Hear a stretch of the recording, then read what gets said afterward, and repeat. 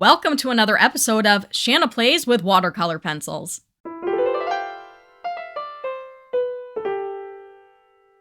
Hi, Shanna Rowe Jackson here from Caution Artist at Play, and if you've been watching my channel for a while, then you know I've been on a huge watercolor pencil kick for the past couple of years. I've been trying all the different brands.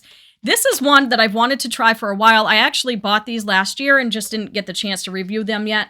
These are the Lyra Rembrandt Aquarell Pencils. I have the 24 set here.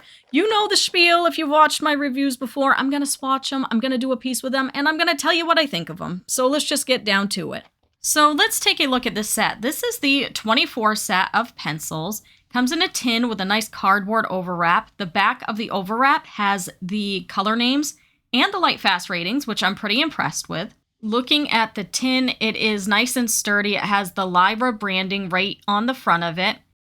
And one thing that I really like about this tin is the fact that the lid is hinged, so it's going to stay attached to the rest of the tin. You don't have to worry about losing it. Looks like a nice variety of color on first glance. The barrel of the pencil has a nice cedar wood look. It has the Rembrandt Aquarell logos along with a color name. No Lightfast ratings on there.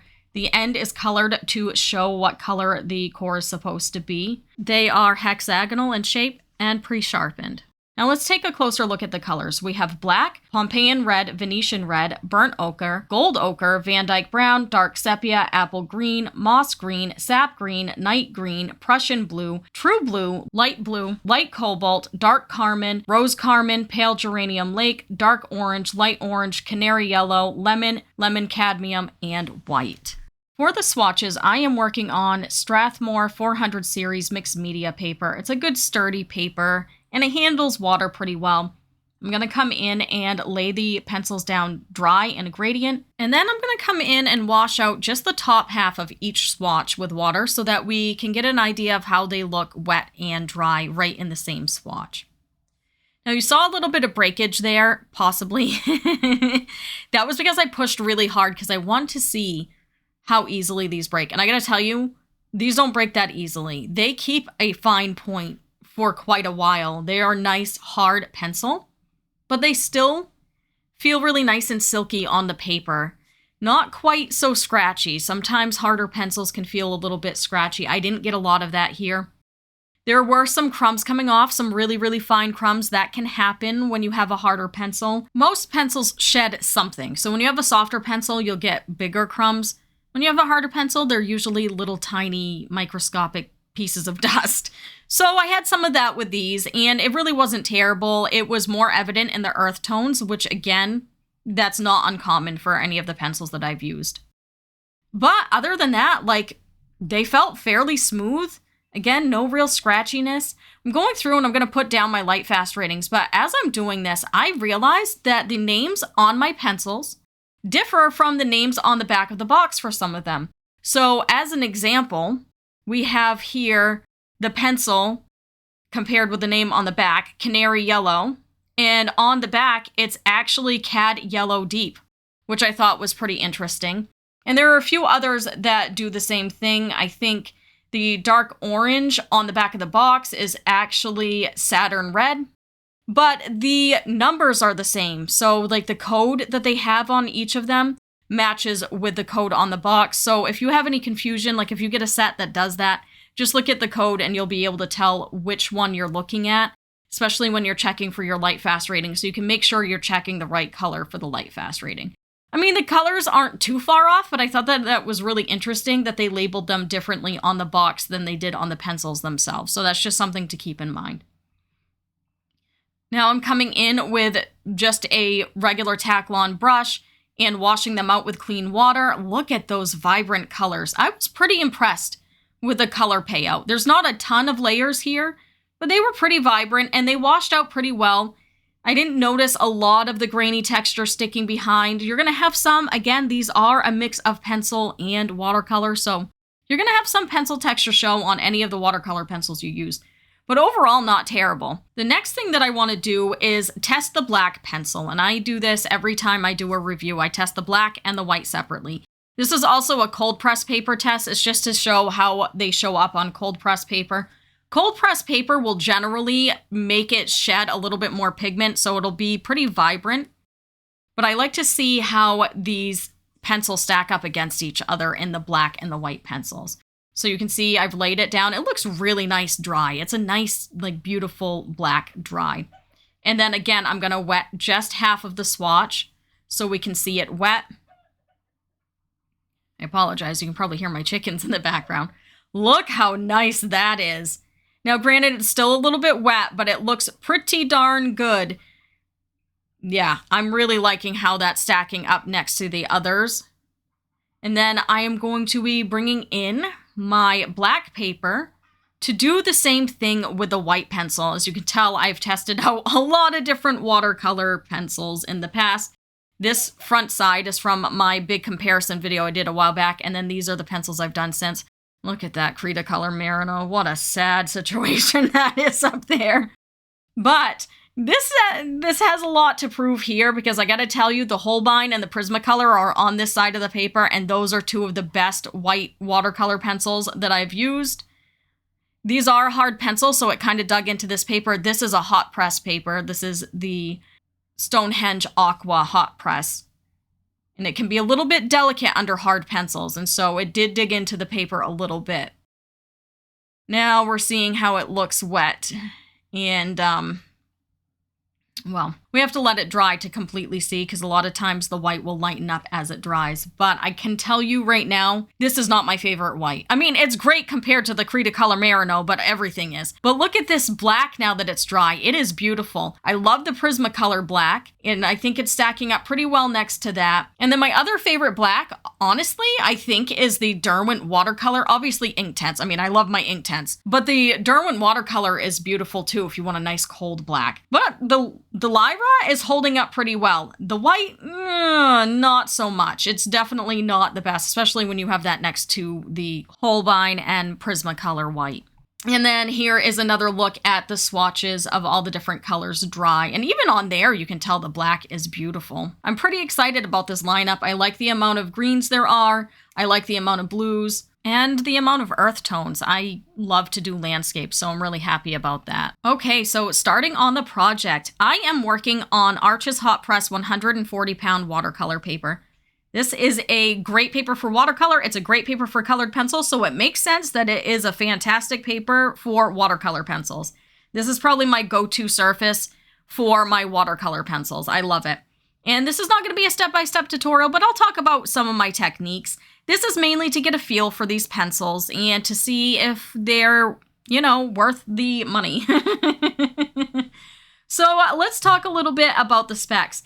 There are 72 colors in this line. They come in sets of 12, 24, 36, and 72. You can find them at most of the regular stores. I was able to find them on Amazon, on Blick, Jackson's, and Cult Pens. However, Jerry's Artorama does not seem to carry them.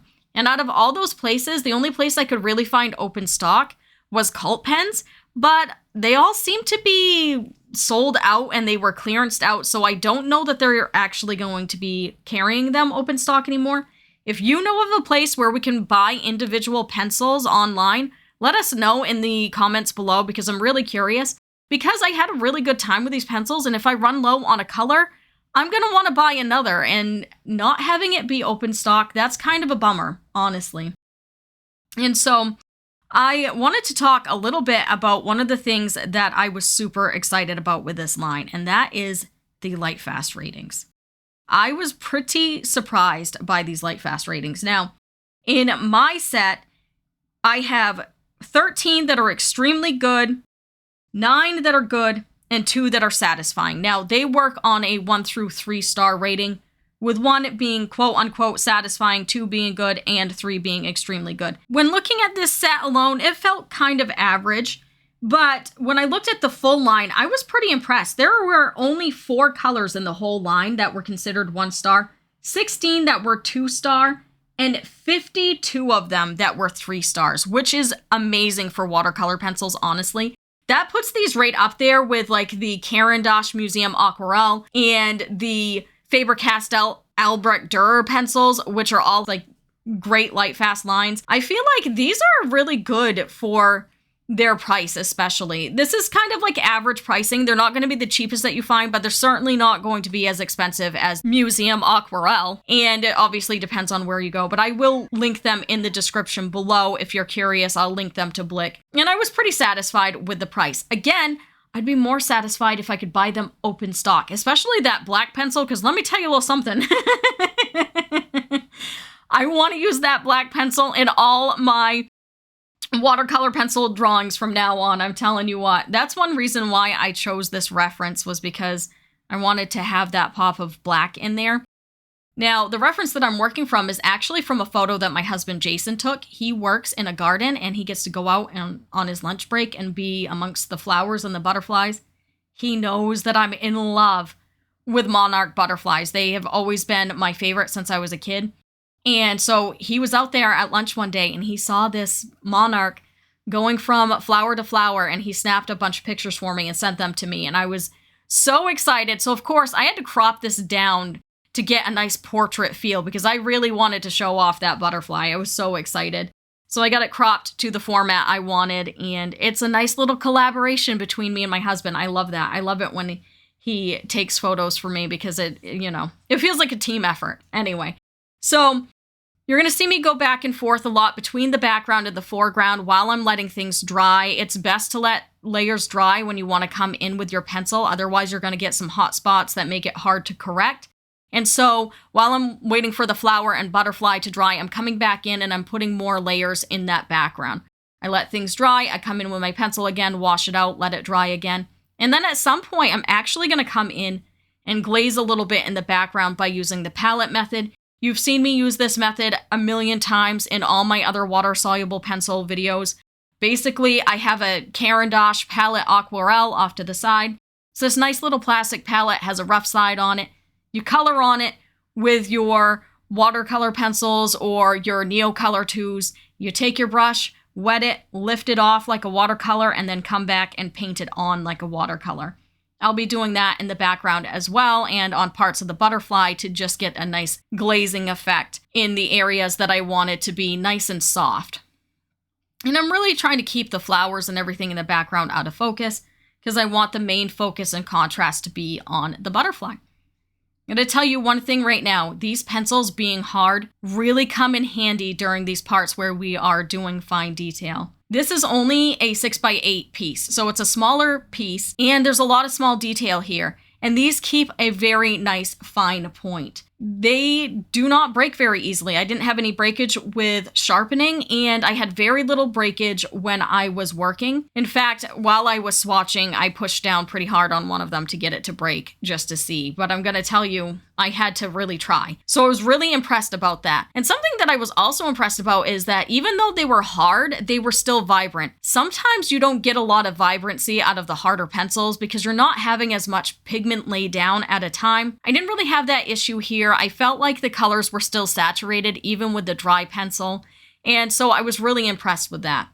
Now I want to try the polycolors, honestly, the Lyra Polycolor pencils, because I haven't tried them since I first started with colored pencil, and they didn't really jive with how I worked back then, but now I'm curious to try them again because these have really piqued my interest. But the good Lord knows I don't need any more pencils, so, and I'm on a low buy right now, so I won't be doing that anytime soon. But let me know if you like their Polycolor line as well, because I am curious. It's been a long time. But overall, these really were impressive, and they kind of reminded me a little bit of the Koh-i-Noor Mondeluz, which, as you know, is probably my favorite of the lesser expensive pencils. I go to that quite often when I want to work with watercolor pencils, and they kind of reminded me of that, probably a little bit harder than those. But overall, the feel was very similar, and I feel like the vibrancy is very similar too. Down the line, I do want to do another comparison video where I compare a bunch of watercolor pencils again, because of course, I've reviewed quite a few since that original video. I'm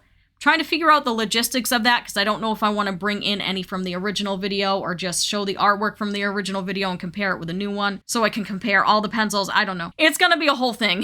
So I haven't really gotten to it yet, but I am mulling it over to try and figure out the best way to do that. Now, there are times here where I am bringing in that dastardly white. And I find working on it dry, it worked pretty well. Like if I had to come in and fix a few mistakes here and there where I accidentally covered some of the spots a little bit more than I wanted to, I came in with my Faber-Castell Perfection Eraser. It's basically an eraser in pencil form. Has a little brush on the end. I love that eraser. I was able to erase them down pretty well. Now again, that black is pretty strong, so it was a little bit difficult, but I was able to erase it down and come in with my white pencil on top and get something that resembles a white spot. They're more like gray, but next to that black, it looks pretty light. And I'm still pretty happy with it because it's not like there wouldn't be shadows on the wings. At least that's what I'm telling myself. But I was able to make do with the white. Again, it still wasn't my favorite overall when I was working with this, but I was able to deal with it pretty well while it was dry. I think I definitely liked it better dry than wet down, that's for sure. And then, of course, I'm coming in with that black for the details in the wings. This black is a superstar. Something else that I kind of struggled a little bit with was getting the pink of the petals of the main flower because I didn't have a pink. There's no, like, magenta in this, though the dark carmine worked pretty well, also known as deep carmine according to the back of the box. That works pretty well, and I actually brought in a little bit of the light blue also to try and tone it down a little bit and cool it out a little bit to give it the pink that I was looking for, but you guys don't know what the pink was supposed to look like, so I really don't even need to be sharing that information. But I can say that these mixed pretty well, both on the paper and using the palette method. I was able to mix colors fairly well when I needed to, and I was really happy with that aspect as well. Overall, I really have no complaints. I have been trying a lot of pencils lately, and I feel like they do the job. They really fit the bill. And honestly, the pricing is not too bad. As I mentioned earlier, they're not the least expensive, but they're certainly less expensive than some of them out there. And for their Lightfast ratings, they're really a great price. I mean, they're only a few dollars more than like the Prismacolor or the Koh-i-Noor, really, like as far as sets go. Right now, I think the 12 set on Blick, again, don't quote me on this because prices are subject to change. At the time of this filming, the 12 set is around $20. And watercolor pencils are highly mixable. You can get any color you want out of them once you add water and you just start mixing them. But when you have a versatile medium like watercolor pencils, you just can't beat that price, honestly. And if you like a harder pencil where you can keep a nice fine tip, these are really, really great for that. Honestly, with those Lightfast ratings, if I wasn't on a low buy, I'd be tempted to buy the full 72 set. But I have a sickness, so don't go on what I'm doing. If you already have 18,562 trillion pencils like I do, don't feel the need to go out there and buy them. If you already have the Koh-i-Noor Mondeluz, or you have a set of Inktense, or you have a set of water-soluble pencils that you love already, you don't have to go out and get these. But if you're just starting out and you're looking for a good contender, I'd say this is up there. Certainly up there. Again, my only sadness about this, my only bummer about it is that I couldn't find them open stock somewhere. There is no pigment information available, but that's not unusual either for a pencil. Honestly, the only ones that I have seen do that as far as watercolor pencils go are the Museum Aquarell by Caran d'Ache. They actually show you the pigment, so you really know for sure what the Lightfast results could be, but honestly, that's the only one that I've ever seen do that, so that's kind of an anomaly to begin with. And so I wasn't surprised when I couldn't find pigment information about these. But the fact that they have such good darn Lightfast ratings, I know, I keep repeating it, but I was really surprised. The only other line that was supposed to have, like in this price range, I should say, the only other line that was supposed to have such great Lightfast ratings was the Cretacolor Merino, which you already heard me griping about in the beginning of this video when I was showing you the swatches. They were all supposed to be highly Lightfast, the whole line, except for the fact that they looked faded when you put them down to begin with. So, sorry, I'm a little bit salty still. I was really disappointed in that, and I was almost worried to try these ones because of that, and I have just been so pleasantly surprised and relieved that these were as good as they were. So I have nothing bad to say. Although looking at my notes, the Albrecht Dürer are not that much more expensive than these, and those are readily available open stock. So there is that. But these do allow for really good control. Albrecht Dürer is a little bit more watercolory, but overall, I found these really enjoyable to work with. I'm coming in and I'm glazing some color over the background. Like I mentioned earlier, I'm using the palette method where I'm scribbling on my palette and I'm just coming in with some water. That background is completely dry at this point, and so I was able to do that without lifting anything below too much. I'm going very gently because there are some areas, especially the darker areas, that want to try to lift a little bit when doing this. But I find if you go in with just the right amount of water and you go in gently, you can glaze without lifting layers below. And I'm coming in and just spiffing things up, cleaning up my lines, adding in a little bit more detail, glazing in the flower, saturating things a little bit more. Overall, I'm really happy with how this came out. I am so ready for spring and summer. I'm so ready to see the butterflies and flowers again. And this really helped me out with that because it's been a long winter here in Maine. They always are. I mean, it's not an unusual winter. I also decided to take some of the white and use that on the palette and lift it that way and bring it in to create some more blooms in the background. And that actually worked. Using the palette method with the white worked. I mean, it didn't bring it to white. It's more like a kind of like ghosting gray color, but it lightened things enough so that I could create some more blooms that weren't in my reference photo just to try to balance out the background a little bit more. Then I'm coming in with my signature. I will be scanning this in and offering it as prints on my print site, so I will link that in the description below as well. If you want stickers, prints, tote bags, puzzles, any of that, I will link that in the description below. I haven't decided if I'm going to sell the original yet because my husband might want to keep it. Sometimes he claims some paintings, so we'll have to talk to him about that. But oh, look at that. So satisfying to pull that tape.